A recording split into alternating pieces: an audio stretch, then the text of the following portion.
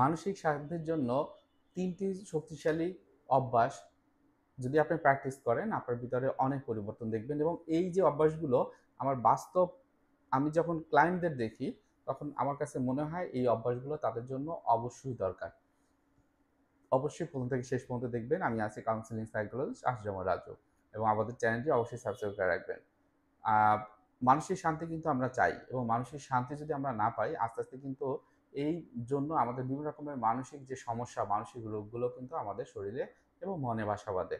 যদি এই মানসিক রোগ থেকে আমরা নিজেদেরকে মুক্ত রাখতে পারি, ভবিষ্যৎটা আমার সচল হয়, আরও বেশি গভীর ভালো হয়। তাহলে মানসিক শান্তির জন্য যে ৩টি ব্যায়াম, তার প্রথমটি আমি বলব, ১ নম্বরে প্রতিদিন ৫ মিনিট আপনার নিঃশ্বাস পর্যবেক্ষণ করুন। কোথাও একটা নিরিবিলি জায়গাতে বসুন, চোখটা বন্ধ করুন। বন্ধ করার পর একটু ফিল করুন আপনার কেমন লাগছে, এবং আপনার নিঃশ্বাসটির দিকে আপনার মনোযোগটি রাখুন। আপনি কিভাবে শ্বাস নিচ্ছেন, আপনি কিভাবে শ্বাস ছাড়ছেন। তো এই যে প্র্যাকটিসটা, এটি প্রতিদিন অন্তত ৫ মিনিট করে করবেন। দ্বিতীয় নাম্বারে খুবই ইম্পর্টেন্ট, কি আমি সবাইকে বলছি যারা মোবাইল ব্যবহার করেন তাদের উদ্দেশ্যে, অন্তত ৩০ মিনিট রাতের বেলা আপনার ফোনটি বন্ধ রাখবেন, এবং এই ৩০ মিনিট ফোন বন্ধ রেখে আপনি কোনো একটা বই পড়বেন, অথবা আপনার যে কাজটা ভালো লাগে সেই কাজটি আপনি করবেন। এর মাধ্যমে কি হবে, এটাকে আমরা অনেক সময় ডিজিটাল ডিটক্স বলি।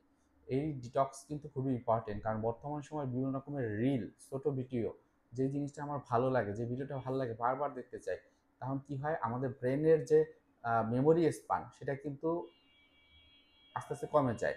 সুতরাং আপনারা যেটি করবেন, এই ব্যায়ামটি করবেন। এরপর ৩ নাম্বারে যেটি বলবো, সেটা হলো দৈনিক অন্তত একটি ভালো কাজ করবেন।